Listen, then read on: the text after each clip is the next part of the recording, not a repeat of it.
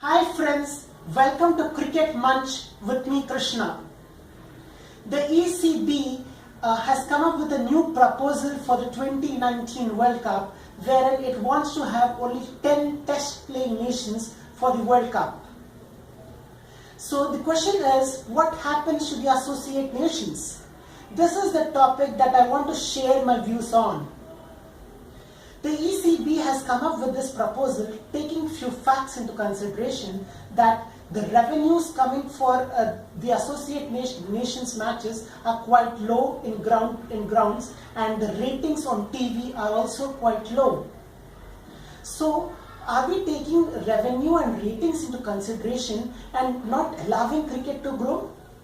That is something that it's a thought to ponder for all of us. With the emergence of cricket across the world now, we have seen countries like Ireland, Afghanistan, UAE, Scotland, Canada, Bermuda, Nepal playing cricket and giving challenges to different countries. Just taking an example of Bangladesh, the way they played in 96 and 99 when they were associate nations, but in 2000s got their test status, and from then their entire cricket transformed. The reason is they travelled regularly across the world. They toured India, they toured Sri Lanka, they toured Pakistan, they toured West Indies, South Africa, New Zealand, Australia. So they were playing across the globe and they were quite used to the conditions. And the results for Bangladesh are reaping now. Because in 2007 they defeated India and made it to quarterfinals.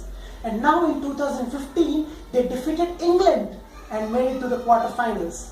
That's not a shocking defeat to the people who follow Bangladesh cricket quite closely, because they had the talent and the exposure to produce these kind of results in front of the world.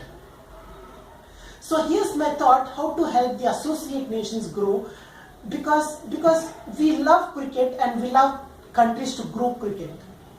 The thought is the bilateral series, that is two test playing nations playing against each other in ODIs, have in the recent times become unilateral, because if you see Sri Lanka's tour of India had whitewashed Sri Lanka final.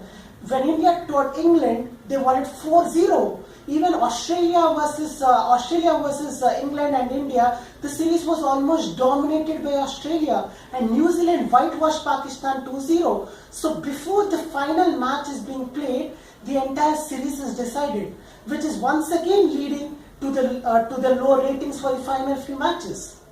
So the thought is, let us have this bilateral series, but transforming them to triangular series, wherein the two test playing nations can compete against each other, but adding a third associate nation to the mix. What this does is, it gives the exposure to the associate nations, and it also allows the associate nations to grow in future.